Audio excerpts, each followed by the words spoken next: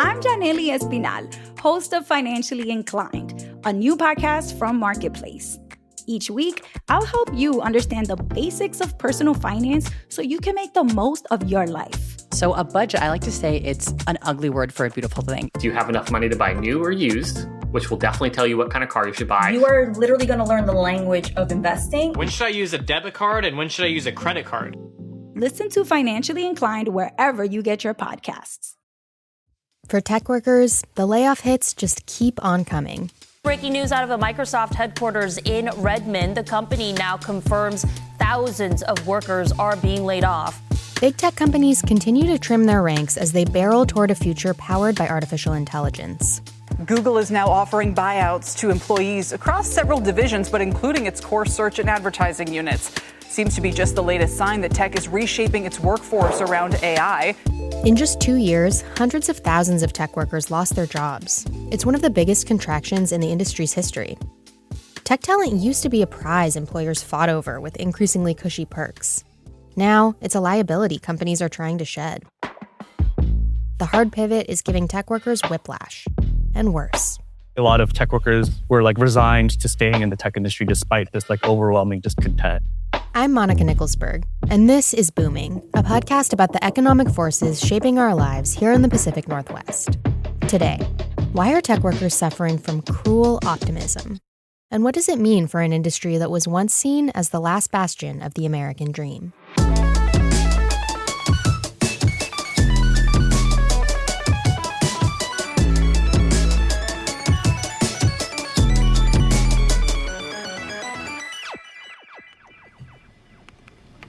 So I'll never leave here. You'll leave at 5. Well, actually, they stagger our exit, so 5:15. But it won't feel like it, not to this version of you anyway.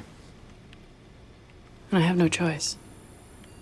Well, every time you find yourself here, it's because you chose to come back. Tech is inescapable in Seattle. Chances are, if you don't work in the industry, you know someone who does. And anyone who's close to it will tell you, tech has changed a lot in a very short period of time. Just a few years ago, a job in tech was considered a pretty straight shot toward economic security, toward actually being able to afford this expensive city. Today, layoffs and artificial intelligence loom over the workforce, and employees are afraid that if they do lose their job, they won't be able to find another one. I wanted to understand how the shift is affecting tech workers psychologically and what that means for their employers. So I sat down with someone who's been studying this. Samuel So started interviewing tech workers caught up in the first round of mass layoffs back in 2022, and he discovered they're feeling something called cruel optimism. Here's my conversation with Samuel. Hi, Samuel. Thanks for being here. Hi, Monica. Thanks for having me. So who did you talk to for this study? Yeah, so for the study, we talked to 29 laid off tech workers. They had quite diverse backgrounds in terms of their job positions, their seniority, their experiences in tech, and their company histories. But I would say roughly half of the participants were laid off from FANG or Facebook, Amazon, Netflix, Google, while the other half really came from small to mid-sized companies or startups. Our participant pool also included data scientists, content strategists, and even some managers. And so it was just a unique opportunity to engage people in conversation who probably wouldn't have otherwise, having a recent grad and a senior engineer with 15 years of tenure in their company just commiserate over the same layoff experience. Okay, so you spent 5 weeks with these workers in a private Slack group where they could all chat with one another. That's pretty intimate. What did you find out and what surprised you the most from their conversations? Because our research focused on our participants' just very turbulent and emotional post-layoff experiences, these weekly activities and private Slack group just allowed for modes of reflection that were visual or abstract and not just limited to verbal or written communications.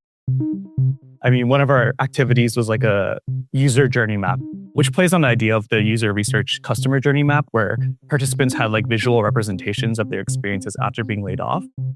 And so it allowed for a lot of conversations and deep reflections around the layoff experiences. I think for some, it really added a layer of levity to sort of talking about something that might be considered taboo. I know a lot of workers were saying like it was hard for them to open up about their layoff experiences to their families or to their friends.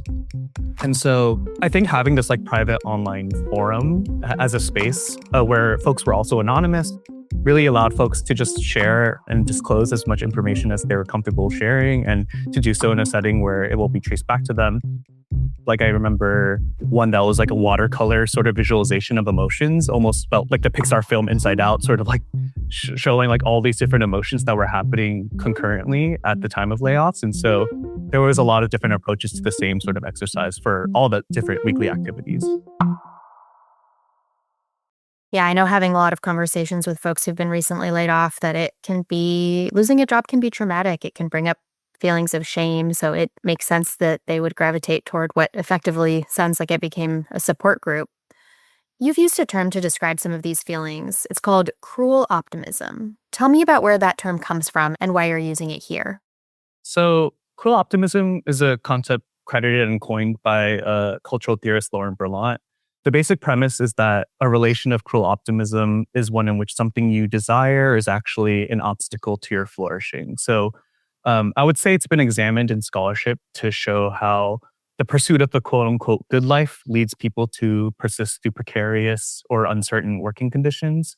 The most readily example I could think of is the American dream, which promises upward mobility and personal success to people who, simply put their heads down and obey the rules. But as we know, in the context of rising housing costs, retirement insecurity, and just like overall downward economic mobility, we know this is not entirely the case. And yet, many people continue to believe in some aspects of the American dream. And so I think this is where cruel optimism as a concept helps us understand why and how these relations continue to exist and what their consequences on individuals are. The tech industry has been long idealized through these affects of entrepreneurial spirit and optimism of the future of the technology industry.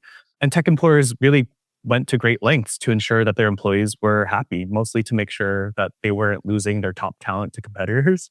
And so we were intrigued by how workers' emotions seem to be shifting post-layoffs, and also what that might mean for the future of the tech industry, which has long relied on this enthusiastic workforce that was largely aligned with the tech industry's broader goals. Yeah, I mean, I think that while in so many corners of the economy, the American dream seems like a myth, that wasn't true in tech. It was an industry where it felt like you could teach yourself to code and end up making really good money, even if you didn't go to college. I mean, I know people who have had that experience, but it doesn't seem to be the case anymore. How much of this do you attribute to artificial intelligence and the calculus that some companies are making that they'll be able to replace some of their tech workers? Does that fuel this cruel optimism? I don't know if I would say it fuels the cruel optimism, but I would say that the overall timing of the mass layoffs happening shortly around the same time as companies were announcing these multi-billion-dollar contracts with AI companies or nonprofits, it definitely left a sour taste. In our study, we found that a lot of workers felt that they were pushed to the side for the tech industry's like quote-unquote shiniest new toy in generative AI, especially for folks who were around for 10 plus years who had experienced previous quote unquote hype cycles, right? Like specifically thinking about blockchain and cryptocurrency. And so I think there's this general sentiment that rather than being replaced, it might be used as an excuse to justify layoffs, right? And I think this also, compared to workers' experiences with generative AI, I'm thinking like general sentiments on being replaced really depended on the nature of their work. Some workers in fields such as like content strategy or HR were definitely expressing anxieties of their field being sort of upended by AI being justified to replace them. But other workers were sort of not convinced that current implementations of generative AI technologies would replace them. Some said they might simplify certain tasks, like writing unit tests, like programmers writing unit tests, but most workers suspected that they would just be maybe forced to incorporate AI into their workflows. I think there's just sort of this sentiment that like AI is being forced onto them and it won't necessarily be used to replace them. Based on what you're describing, these companies have laid off a lot of employees using artificial intelligence as sort of a justification, even though maybe the technology is not ready to replace workers one for one, sometimes hiring these workers back or just hanging on to employees who have a pretty grim view of the industry. That sounds like it could be a risk for these big tech companies. Definitely. And I'm curious to see also like how those who are in the sort of like seat of making layoff decisions are sort of accounting for that sort of risk. It really does feel like shareholders in particular are making these decisions to execute layoffs and that they have a sort of distance from the work that's actually being done. They're really trying to meet the bottom line or boost stock prices. And I think a lot of workers were just skeptical. What is the long-term vision of the company if we're just chasing these like short-term sort of stock prices or short-term returns? I definitely do think we're going to start seeing more workers who are openly skeptical of this long-term strategy or are actively questioning it or even like actively contesting it with whatever means they're able to. And so, yeah, I'm very curious on how that pans out. I've talked to a lot of laid off workers since you did this study in recent years, and a lot of them are not optimistic. Some of them have been laid off 2, 3 times. I wonder if you did this study today, do you think cruel optimism would still apply to this workforce? Yeah, I think cruel optimism as a term is a little maybe misleading where we're thinking of people who are just like blindly like happy about the future or maybe just blindly happy about something that's actually hurting them. I think one part of our research really shows that, workers were very much aware and disillusioned and did not feel overtly optimistic. But part of cruel optimism shows how people reformulate their sort of optimism in different ways. And I think in our case, we saw that a lot of people were making moves around like work-life balance, for example, saying, okay, work won't love me back.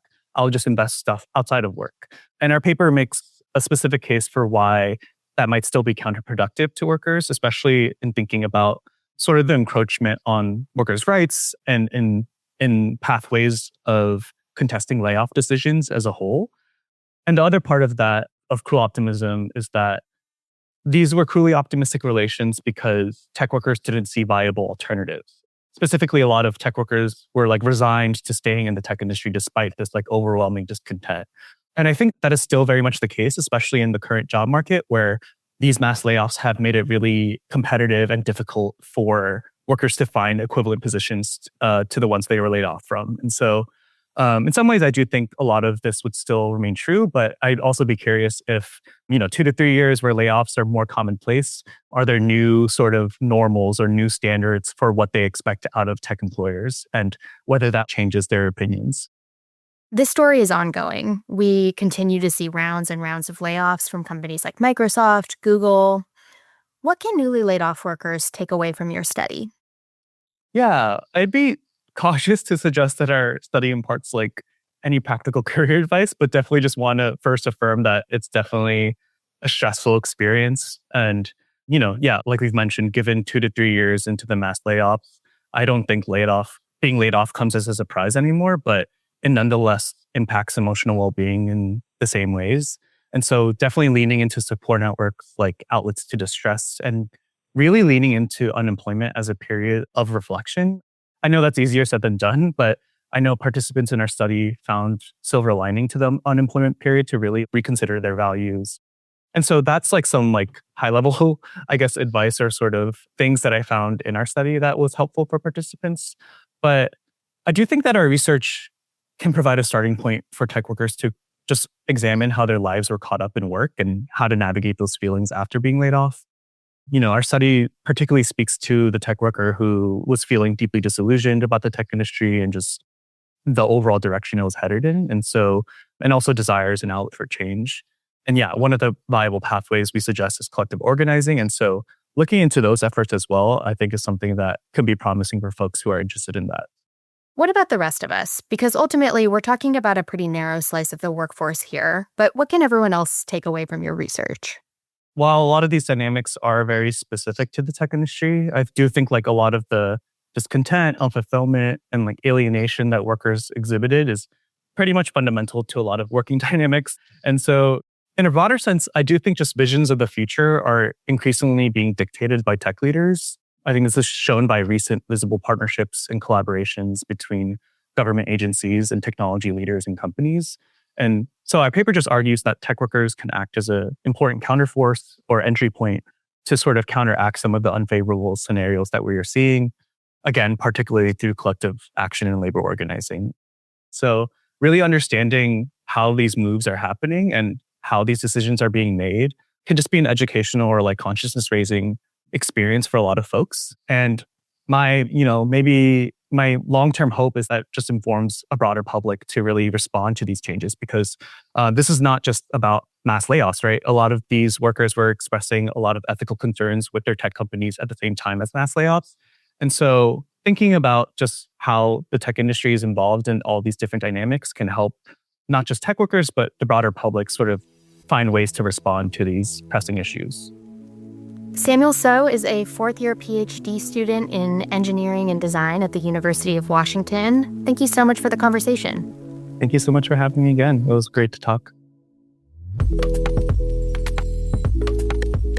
That's it for Booming. Thank you so much for listening.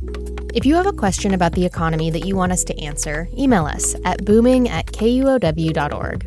Also, a special shout out to Kirk, who recently donated to the show. Thank you for supporting Booming. This show isn't possible without listener support.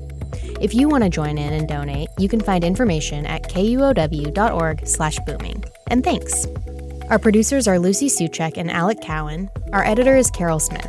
I'm Monica Nicholsberg. Joshua McNichols will be back with the show next week. We'll see you next time.